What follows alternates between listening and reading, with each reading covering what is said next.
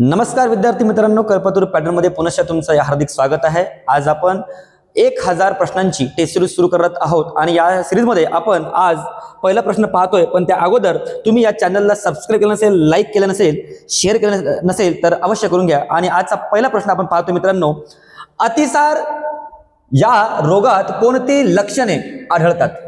लक्षणे म्हटल्यानंतर तुम्हाला माहिती आहे सिम्पटम्स असतात। अतिसार म्हणजे तुम्ही सर्वसामान्यपणे ऐकलं असेल, एक बिमारी आहे बेटा, आपण गावामध्ये खेड्यामध्ये यूज करतो ते बेटा डायरिया। काय बेटा? डायरिया।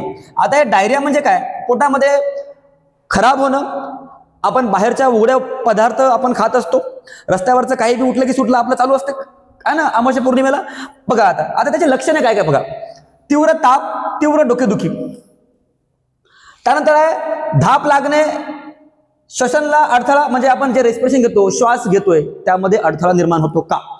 त्यानंतर आहे पोटदुखी, पाण्यासारखे पातळ जुलाब। बघा विद्यार्थी मित्रांनो, अतिसार म्हणजे काय म्हटलं तुम्हाला मी? डायरिया। काय म्हटलं बेटा मी? डायरिया। तर डायरिया हा पोटासंबंधित आजार आहे। तर हा पोटासंबंधित आजार असल्या कारणामुळे याच्यामध्ये पोटदुखी आहे आणि याच्यामध्ये जुलाब सुद्धा तुम्हाला येतो। परंतु चौथा जो आपला ऑप्शन आहे, पर्याय आहे, त्यामध्ये तुम्हाला उलटी हा दिलेला आहे, ओमिटिंग दिलेला आहे। तर यामध्ये तुम्हाला सामान्यपणे जो पहिला सिम्पटम जाणवतो हा ओमिटिंग जाणवतो, मळमळ होते है ना। तर याच्यामध्ये हा पर्याय आहे आपला, परंतु पूर्ण पर्याय कोणता बेटा? उलटी, ओमिटिंग दिलेला आहे। त्याच्यामुळे आपला जो पर्याय आहे बेटा तो कोणता आहे बेटा? डी आहे, ड म्हणून आहे। आणि विद्यार्थी मित्रांनो, पावसाळ्यामध्ये डायरिया हा लहान मुलांना विशेष करून होतो, म्हणून याला सर्वसामान्यपणे एक घरगुती उपचार म्हणून कोमट पाणी दिले जाते लहान मुलाला पिण्यासाठी। ठीक आहे, आजचा आपण दुसरा प्रश्न पाहूयात। एड्स रोगाचा संसर्ग खालीलपैकी कशाने होत नाही? बघा शब्दामध्ये जादू असतं रे बेटांनो, शब्दामध्ये काय असतं बेटा? जादू असतं। होत नाही म्हटलंय त्यांनी, होते असं म्हटलंय का? नाही, होत नाही। पर्याय बरोबर वाचायचं। पहा आता, एड्स नावाचा संसर्गजन्य रोग कशाने होत नाही? होत नाही आहे, होत असा आहे का? होत नाही। बघा आपल्याला माहित आहे की जर समजा सेक्शुअल कॉन्टॅक्ट जर झालं तर त्याच्यामुळे एखादा पर्सन इन्फेक्टेड असेल तर त्याच्यामुळे सुद्धा काय होतो बेटा? एड्स नावाचा रोग तुम्हाला होऊ शकतो। त्याच्यामुळे हा आपला पर्याय नाही आहे। इथे शब्द काय बेटा? होत नाही, हे भर द्यायचं इथे, होत नाही। मग याच्यामुळे होते, दूषित रक्तामुळे सुद्धा होते। जर समजा आपण एखादा पर्सन आहे तो HIV पॉझिटिव्ह आहे आणि त्यानं जर ब्लड डोनेट केलं तर अशा वेळेस, किंवा एखादा पर्सन आहे, बघा खेड्यावरती डॉक्टर येतात, डॉक्टर नाही ॲक्च्युली ते डॉक्टर नसतात, कंपाऊंडर वगैरे असतात, प्रॅक्टिस करतात बिचारे, त्यांना प्रॉपर पद्धतीने रोजगार मिळत नाही, त्याच्यामुळे कोणती इंजेक्शन लावतात, एकामेकाची इंजेक्शन एकामेकाला टोचत असतात। त्याच्यामुळे सुद्धा जर एखादा पेशंट किंवा रोगी जर त्या एड्स किंवा HIV नावाच्या व्हायरसनं, विषाणूनं ग्रसित असेल तर त्यामुळे सुद्धा समोरच्या माणसाला एड्स नावाची बिमारी होऊ शकते है ना। त्याच्यामुळे दूषित रक्तामुळे सुद्धा हे होऊ शकते। ठीक आहे, त्याच्यामुळे हा सुद्धा पर्याय आपला नाही आहे। त्यानंतर दूषित सुयांच्या वापरामुळे, आताच बोललो, याच्यामुळे सुद्धा ही बिमारी पसरू शकते। ठीक आहे, तर आता पहा चौथा ऑप्शन आहे आपला, हा बी आपला कटला। मग आता HIV बाधित व्यक्तीला स्पर्श केल्याने किंवा सोबत जेवल्याने हा रोग होऊ शकतो का?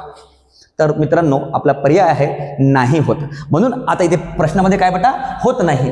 त्याच्यामुळे आपला जो पर्याय आहे तो कोणता राहील बेटा? ड राहील किंवा डी राहील। आणि जर एखादा HIV नावाचा पेशंट असेल, HIV पेशंट असेल आणि त्याला जर आपण स्पर्श केलं तर त्या स्पर्शामुळे एड्स नावाचा रोग पसरत नाही। तर तुम्हाला NMSच्या परीक्षेमध्ये HIV बद्दल सुद्धा प्रश्न विचारतात। बघा HIV कोणता बेटा? HIV चा फुल फॉर्म आहे बेटा ह्यूमन इम्युन व्हायरस। हे एक विषाणू आहे आणि हा विषाणू आफ्रिकेच्या जंगलातून आलेला आहे, चिंपॅन्झी पासून। ओके ठीक आहे, आणि हा एड्सचा जो फुल फॉर्म आहे तो आहे एक्वायर्ड। बघा शब्दामध्ये जादू असतं, एक्वायर्ड इम्यून डेफिशियन्सी सिंड्रोम है ना। डेफिशियन्सी म्हणजे काय रे बाबा? कमतरता, डेफिशियन्सी सिंड्रोम। बघा एक्वायर म्हणजे काय?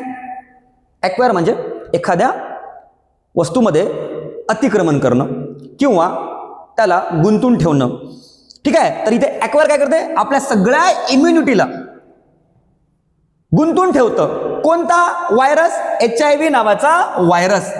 म्हणून ही HIV नावाची जी, आणि विद्यार्थी मित्रांनो एक गंभीर बाब अशी आहे की HIV नावाच्या व्हायरसवर त्याला नष्ट करण्यासाठी आतापर्यंत कोणत्याही पद्धतीची प्रॉपर ट्रीटमेंट किंवा त्याच्यावर इलाज आतापर्यंत कोणत्याही देशाने जगाला दिलेलं नाहीये. ठीक आहे. आणि हा याच्यावर जनजागृती दिवस म्हणून, एड्स हा जनजागृती दिवस म्हणून 1 डिसेंबर रोजी हा एड्स नावाचा जो रोग आहे याच्यावर जनजागृती मोहीम म्हणून 1 डिसेंबर हा नेहमी साजरा केला जातो. ठीक आहे. चला आता पुढचा प्रश्न पाहूया. क्षय रोगाची कोणती लक्षणे योग्य नाहीत? क्षय रोग म्हणजे कोणते बेटा? क्षय रोग म्हणजे काय रे बाबा? टीबी. तुम्ही ऐकलं असेल टीबी आहे ना. मायकोकॉन्ड्रियम, मायोबॅक्टेरियम, विशेष करून मायोबॅक्टेरियम नावाचा जो विषाणू आहे, जीवाणू आहे, लक्ष द्या शब्दामध्ये जादू असते बघा. हा एक जीवाणू आहे मायोबॅक्टेरियम. हा मायकोबॅक्टेरियम जो आहे, हा मायकोबॅक्टेरियम ट्युबरक्युलोसिस नावाचा जो जीवाणू आहे, याच्यामुळे तुम्हाला टीबी नावाचा रोग होतो किंवा क्षय नावाचा रोग होतो. क्षय म्हणजे माहिती आहे का? क्षय या क्षय हा शब्दाला जर आपण डिकोड केलं, जर आपण फोडलं तर क्षयचा अर्थ होते नष्ट करणं किंवा नाहीसा करणं. तर आपल्या लंग्सला, आपल्या रेस्पिरेटरी सिस्टमला हा टीबी, हा फुफ्फुसाला खूप कमजोर करून टाकतो. त्याच्यामुळे याच्यामध्ये काही काही लक्षणे दिसतात तुम्हाला. खोकला सुद्धा यामध्ये असतो आहे ना. गिळताना त्रास सुद्धा होतो आहे ना. उपचार करूनही बऱ्याचदा हा रोग बरा होत नाही. याच्यामध्ये वजन कमी होते. टीबी मध्ये काय होते बेटा? वजन कमी होते. तर आपण ऑप्शन काय पाहिलं बेटा? योग्य नाही म्हणते. कोणता सिलेक्शन नाही आहे. तर कोणता आपल्याला लक्षण आहे बेटा? अचानक वजन वाढणे हा आपला पर्याय बरोबर आहे. टीबी मध्ये वजन हे कमी होत जातं. टीबी मध्ये हे वजन काय होते बेटा? कमी होत जाते. लक्षात द्या. ठीक आहे.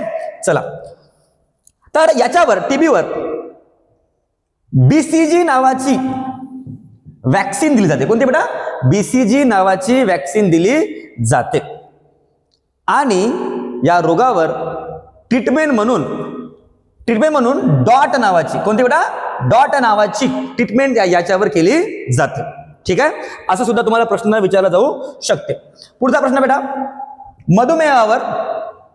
मधुमेहावर प्रतिबंधात्मक उपचार म्हणून डॉक्टरांच्या सल्ल्याने कोणाचा अवलंब करावा? आता मधुमेह बाबा हे म्हणजे त्रासले बाबा, या बिमारीनं लोक, नाव आहे मधु, पोरीच्या नावावर बिमारी आहे रे बाबा. आणि मधुमेहावर प्रतिबंधात्मक उपचार म्हणून डॉक्टरांच्या सल्ल्याने कोणाचा अवलंब करावा? मधुमेह म्हणजे काय बेटा? डायबिटीज. तुम्ही ऐकलं असेल, हा बाबा शुगर वाढली म्हणते, शुगर आहे ना, साखर, शुगर, हा तेच आहे मधुमेह रोग. आणि हा मधुमेह रोग आणि आपल्या शरीरामध्ये इन्सुलिन नावाचा जो हार्मोन्स आहे तो पॅनक्रियासद्वारे खूप कमी प्रमाणात त्याचा स्त्राव होतो. त्याच्यामुळे आपल्या बॉडीमध्ये शुगर किंवा साखरेचं प्रमाण हे ब्लडमध्ये वाढत जाते. रक्तामध्ये जर वाढलं तर अशा वेळेस याच्यावर मग आता हे वाढलं बाबा, याला कशा पद्धतीने कमी करावं? फक्त औषध घेऊन जमते का? नाही. फक्त गोळ्याच घेतो पण जमते का? नाही. आणि फक्त चांगलं जेवतो बाबा, 2 टाइम मस्त झोप घेतो, जमते का? नाही. फक्त व्यायाम करतो बा, असं बी नाही. तर या तिन्ही गोष्टी त्याला करावं लागतं. मग चौथा ऑप्शन काय आपल्याकडे? चांगलं आहार, वेळेवर औषधे आणि आपल्याला व्यायाम करावं लागतो. मधुमेहावर जर तुम्हाला खरंच उपचार करायचा असेल, मधुमेहावर जर तुम्हाला मात करायची असेल, तर तुम्हाला कपालभाती हा प्राणायाम करायला पाहिजे. तुम्ही कपालभाती प्राणायामने आपला जो पॅनक्रियाज आहे, स्वादुपिंड आहे, तो ऍक्टिव्ह होतो आणि ऍक्टिव्ह झाल्यावर तो इन्सुलिनचं प्रमाण वाढवतो आणि आपल्या रक्तामध्ये जे साखरेचं प्रमाण वाढलेलं आहे त्याला नियंत्रित ठेवतो. ठीक आहे. बघा तुम्हाला एक मी आज ट्रिक सांगतो. आपल्या ब्लडमध्ये जेव्हा रक्ताचं प्रमाण वाढतो त्याला म्हणतात डायबिटीज. काय म्हणतात त्याला? डायबिटीज म्हणजेच मधुमेह म्हणतात त्याला. जेव्हा आपल्या दातामध्ये ब्लड किंवा आपल्या दातामधला जो शुगर आहे, दातामध्ये जेव्हा ब्लडमध्ये शुगर वाढते तेव्हा त्याला काय म्हटलं आपण? डायबिटीज. आपल्या दातामध्ये बऱ्याच लोकांना कॅव्हिटी होतो. मग दातामध्ये जर शुगरचं प्रमाण किंवा साखरेचं प्रमाण वाढला तर त्याला म्हणतात कॅव्हिटी. आणि जर आपल्या बॉडीमध्ये, पूर्ण बॉडीमध्ये जर साखरेचं प्रमाण वाढलं तर त्याला म्हणतात कॅन्सर. काही काही बॉलिवूडचे लोक आहेत, चॉकलेटची ॲड करतात. कालिया भट, काय नाव आहे, आलिया भट, साखर खायची नाही म्हणे, साखर चांगली नसते म्हणे, एका शोवर म्हणे कॉमेडीच्या. आणि पर्कची काय करते, ती ॲड करते. पर्कमध्ये पण ॲडिड शुगर आहे. म्हणजे जे लोक ॲड करतात, टीव्हीवर दाखवतात, ते स्वतःही खात नाही, त्यांच्या लेकरा बाळालाही खाऊ देत नाही. आणि आपल्यासारख्या गरीब लोकांना ते मजबूर करतात खाण्यासाठी, ॲड करतात, ते दाखवतात, त्याच्यामध्ये ॲडिड शुगर असते, ती आपल्या शरीरासाठी खूप घातक असते. ठीक आहे, चला पुढचा प्रश्न पाहूया. तर आपला जो पर्याय आहे तो कोणता आहे बेटा, ड. आपला पर्याय कोणता आहे बेटा, ड. लक्ष द्या. पुढचा प्रश्न आहे आपला, सामान्यपणे निरोगी मानवाच्या हृदयाचे हृदय पहा ना, हृदयाचे दर मिनिटास किती ठोके पडतात? म्हणजे एका मिनिटामध्ये मानवी शरीरामध्ये जो हृदय आहे त्याला 4 कप्पे असतात. काय काय लोकांचं मी पाहिलं बाबा हृदय, पोरांचे विशेष करून, पोरीचे बी असंच आहे. हॉस्टेल ठेवलं आहे, हॉस्टेल पोरी ठेवतात बॉईज हॉस्टेल आणि पोरं ठेवतात गर्ल्स हॉस्टेल. कमी आहे का अभ्यासाकडे लक्ष द्या. आहे ना, सामान्यपणे निरोगी मानवाच्या, निरोगी मानव निरोगी, मग तुम्ही म्हटलं एखादा बिमार आहे, श्वास फुलून राहिला तर त्याचे हृदयाचे ठोके बरोबर आहे का? नाही. ECG कडे लागते, माहिती ना तुम्हाला, इलेक्ट्रोकार्डिओग्राम. तर पहा, तर 60, 65, 72 आणि 80 सामान्यपणे जो निरोगी पर्सन आहे, एखादा अडल्ट पर्सन आहे, ॲव्हरेज पर्सन आहे, त्याच्यामध्ये प्रत्येक मिनिटाला किती ठोके होतात बेटा? 72 ठोके होतात. बघा आता हे 72च कसं होते ते तुम्हाला मी सांगितलं. हा ना, चालू आपल्याला जेव्हा लेक्चर होतं त्या चालू लेक्चरमध्ये तुम्हाला मी सांगितलेलं आहे की कशा पद्धतीने आपण ते आपल्या ऑफलाईन क्लासेसमध्ये बघितलेलं आहे की हृदयाचे जे ठोके आहेत ते 72च का आहे. आणि आपला जो हृदय आहे हा 50-40 ml इतका ब्लड एका मिनिटाला काय करतो रे? पंपिंग करतो. काय करतो बेटा? पंपिंग करतो. तुम्हाला एक मजेदार गोष्ट सांगतो, लक्ष द्या. काय काय आजकालच्या युवा पिढीनं पाहतून चक्कर येते मला. आपलं हृदयाचं काम आहे पंपिंग करणं, आणि आजकालचे पोरांचे नाही का हृदय जम्पिंग करतात एकामेकावर. दलिंदर कुठले आहे ना, पंपिंग त्याचं फंक्शन आहे. तर प्रत्येक मिनिटाला 5 लिटर ब्लड जवळपास काय करतो बेटा? पंप करतो. ठीक आहे, तर हृदयाची जी, लक्ष द्या, हृदय, मग आता जर बीट वाढले, हृदयाचे जर ठोके वाढले तर ब्लड प्रेशर वाढतो. हृदयाचे ठोके कमी झाले तर ब्लड प्रेशर कमी. आहे ना, हा कन्सेप्ट डायरेक्टली लागू होत नाही, हा पण थोडंफार ब्लड प्रेशरवर, रक्तदाबावर त्याचा परिणाम होत असतो. ठीक आहे, चला पुढचा प्रश्न. हृदयाचे ठोके पडत असताना 2 प्रकारचे आवाज येतात, त्यांचे वर्णन कसे केले जाते? बघा मी तुम्हाला नेहमी सांगतो, बॉलिवूड वाल्यांनी सायन्सचे कन्सेप्ट किती चुकीच्या पद्धतीने सांगितलंय बाबा. पहा ना, एक माधुरी दीक्षित म्हणून बॉलिवूडची ऍक्ट्रेस आहे, ती त्याच्या गाण्यामध्ये म्हणते, हालाकी त्याचा जो आहे घरवाला डॉक्टर आहे म्हणजे हार्ट स्पेशालिस्ट. हा पहा, आता ते मी तुम्हाला सांगतो. आता पहा, हृदयाचे ठोके पडत असताना 2 प्रकारचे आवाज येतात, त्याचे वर्णन कसे केले जाते? ठकठक काय घोडा आहे काय आपलं हृदय? ठीक आहे ना, धकधक त्या गाण्यामध्ये होतं, धक धक करने लगा, युवा पिढी ने बर्बाद करने लगा तुम लोगों ने. आहे ना, टप टप पाणी साचू राहिलं बा, पाणी आहे त्याच्यामध्ये, मोटर लावली आहे तुम्ही, थेंब थेंब गळ, ढगाला लागली कळण, पाणी थेंब थेंब गळ, असं आहे का? नाही. आहे ना, तर धकधक सुद्धा बेटा नाहीये. धकधक हा बाहेरून आपल्याला फील होतो, पण ऍक्च्युअल मध्ये जेव्हा आपण हृदयाची आहे ना जी गती आहे त्याबरोबर होणारा जो साऊंड आहे, ध्वनी आहे, तो जो कंपन आहे, ठीक आहे, तो आपण स्पॅग्मोमॅनोमीटरने आपण बीपी चेक करतो.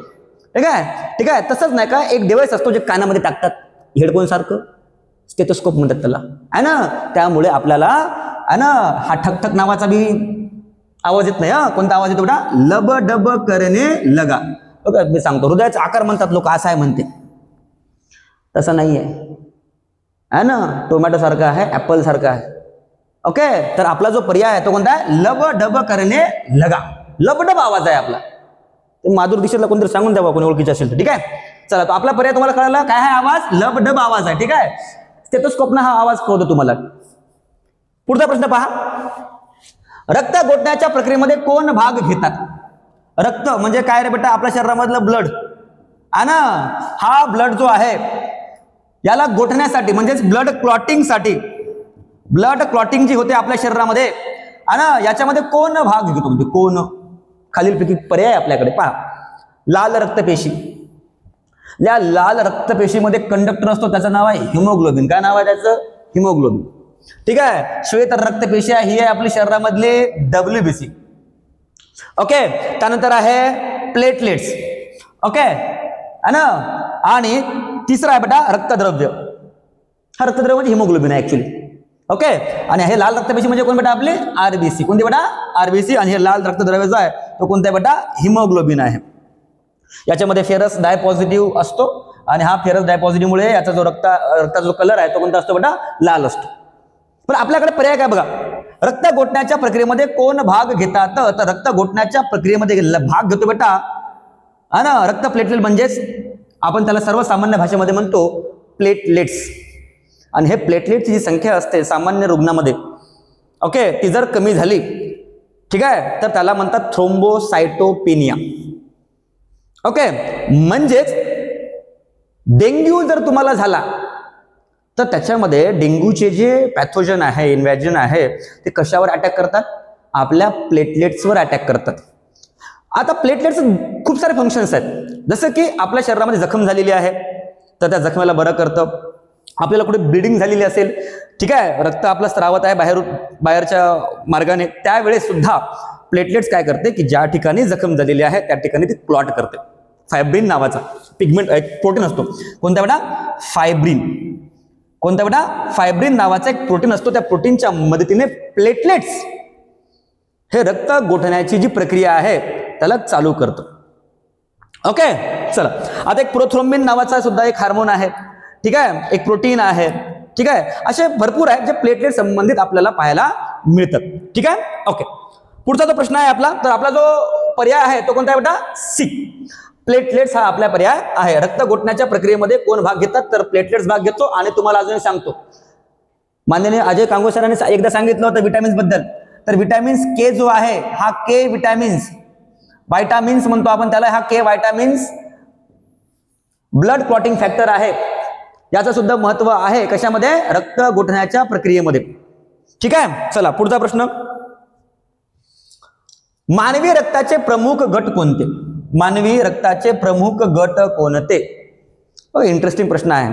मानवी रक्त जो आहे बेटा याचे 4 ग्रुप आहेत, ए बी, AB आणि O. या मानवी रक्त गटाचा जो आता पहा, तुम्हाला मी सरळ सांगतो, AB आणि O. तर पर्यायामध्ये कुठे पहा? A, B, AB आणि O. पण आता हा आपल्या पर्याय बरोबर आहे, आपल्याला माहित झालं. ABCD हे नाही आहे, ते विटॅमिन्स आहे आपले. हे बे तर नाहीच आहे, हे भूमिती जॉमेट्री मधले आहे ना. XYZ आपल्या आयुष्यात कोणी X नाही, Y नाही, Z बी नाही आहे भविष्यात बी. लक्ष द्या. आता मी तुम्हाला महत्वाचा फॅक्ट सांगतो की रक्ताचा जो गट आहे, या रक्ताच्या गटाचा शोध लावलाय बेटा कार्ल लँडस्टायनरने. कोणी लावलाय बेटा? कार्ल लँडस्टायनरने लावलाय. हा कार्ल लँडस्टायनर हे एक सायंटिस्ट होते. त्यांनी रक्ताच्या 3 गटाचा शोध लावला. किती गटाचा शोध लावला बेटा? 3 गटाचा शोध लावला. त्या 3 गटाचा शोध लावल्यानं 3 गटाचा शोध लावला. कोणी बेटा? कार्ल लँडस्टायनरनी. ते 3 गट कोणते होते सांगा बरं. तुम्हाला प्रश्न असा सुद्धा येऊ शकतो. कार्ल लँडस्टायनरनी किती रक्तगटाचा शोध लावला? 4 रक्तगटाचा शोध कार्ल लँडस्टायनर यांनी लावला नाही. कार्ल लँडस्टायनर या महान शास्त्रज्ञांनी 1901 मध्ये फक्त 3च रक्तगटाचा शोध लावला. आणि ते 3 रक्तगट होते बेटा A, B अँड तिसरा होता बेटा O. पण जो चौथा ब्लड ग्रुप आहे तो कोणता आहे बेटा? AB. कोणता आहे बेटा? AB. तर the great scientist Karl Landsteiner यांचे 2 विद्यार्थी होते. यांच्या 2 विद्यार्थ्यांनी त्यांच्या पावलावर पाऊल ठेवून त्यांच्या संशोधनावर परत संशोधन करून त्यांनी रक्ताचा एक चौथा गट शोधून काढला आणि त्याचं नाव काय होतं बेटा? AB रक्त गटाचा शोध लावला बेटा डिकॅस्टॅलो आहे ना. डिकॅस्टॅलो अँड स्टर्ली. डिकॅस्टॅलो अँड स्टर्ली या सायंटिस्ट आहे ना, हे 2 त्याचे विद्यार्थी होते. हे सुद्धा सायंटिस्ट होते. यांनी रक्त गटाचा जो चौथा ग्रुप आहे, चौथा गट आहे AB, याचा शोध 1902 मध्ये लावला. कधी लावला बेटा? 1902 मध्ये लावला, 1च वर्षानंतर. आणि यांनी कधी लावला? 1901 मध्ये. असा सुद्धा तुम्हाला प्रश्न येऊ शकतो. कार्ल लँडसॅर यांनी कधी रक्ताच्या गटाचा शोध लावला? तर 1901 आहे. आणि जर तो दुसरा ब्लड ग्रुप आहे AB, या रक्तगटाचा शोध कोणी लावला? डिकॅस्टॅलो अँड स्टर्लिन लावला. कधी लावला? 1902 मध्ये. ठीक आहे, पुढचा प्रश्न पाहूया. तर आपला पर्याय कोणता आहे बेटा? ब आहे, बी आहे. ठीक आहे, चला पुढचा प्रश्न महत्वाचा आहे. रक्ताची कमतरता भरून काढण्यासाठी बाहेरील रक्त देण्याच्या प्रक्रियेला काय म्हणतात? प्रोसेस. बाहेरील रक्त म्हणजे काय? एखादा पेशंट आहे, त्याचा ऍक्सिडेंट झाला असेल किंवा तो त्याच्यामध्ये काही कारणामुळे रक्ताची कमतरता भासत असेल, मग अशा पेशंटला जेव्हा एखादा दुसरा पर्सन ब्लड डोनेट करतो, ठीक आहे, तर बाहेरून जे रक्त देते, रक्ताची कमतरता भरून काढण्यासाठी बाहेरील रक्त देण्याच्या प्रक्रियेला म्हणतात रक्तदान. तर म्हणत नाही, लक्ष द्या. रक्तदान म्हणजे काय? डोनेट करणं. मग त्याला आयडेंटिफाय करणं, त्याची ग्रुपिंग करणं, त्याला फिल्टर करणं, ती वेगळी प्रोसेस आहे. तर रक्तदान करणं वेगळं आहे. त्याच्यामुळे रक्तदान आपला पर्याय नाही आहे. ठीक आहे. रक्त निर्मिती हा सुद्धा आपला पर्याय नाही आहे. ठीक आहे. रक्त निर्मिती कुठे होते? शरीराच्या आतमध्ये होते, बोन मॅरो करत असते आपलं. ठीक आहे, ओके. चला, त्यानंतर आहे रक्त संचलन. रक्ताचं जे संचलन होते, ब्लड वेसल थ्रू होत राहते. ठीक आहे ना, ओके. परंतु आता याला म्हणतात रक्तपराधन. काय म्हणतात त्याला? रक्तपराधन म्हणजेच ब्लड ट्रान्सफ्युजन. म्हणजे दोन ब्लड ग्रुपला मॅच करून, म्हणजे जो पेशंट आहे त्या पेशंटला तो ब्लड ग्रुप मॅच झाला पाहिजे, त्याला म्हणतात फ्युजन. इथे शब्द आला बेटा, फ्युजन. दोन्ही काय झाले पाहिजे? फ्यूज झाले पाहिजे, मॅच झाले पाहिजे, तरच तो ब्लड ग्रुप दिला जातो. आता जो पुढचा आपण प्रश्न पाहणार आहोत त्यामध्ये हा ट्रान्सफ्युजन बद्दल तुम्हाला मी परत एक कॉन्सेप्ट सांगतो, ते आपण पुढच्या प्रश्नामध्ये पाहूयात. पण हे तुम्हाला 49 आपला प्रश्न आहे आजचा. ठीक आहे, त्याचा जो पर्याय आहे तो कोणता बेटा? ब्लड ट्रान्सफ्युजन म्हणजे रक्तपराधन आहे. आजचा प्रश्न आहे शेवटचा. युनिव्हर्सल डोनर म्हणून कोणत्या रक्तगटाला ओळखले जातात? डोनर म्हणजे काय? देणारा. केमिस्ट्रीच्या भाषेमध्ये देणारा पॉझिटिव्ह, घेणारा निगेटिव्ह. पण आता इथे पहा, इंटरेस्टिंग फॅक्ट सांगतो तुम्हाला. बघा, युनिव्हर्सल डोनर म्हणतात.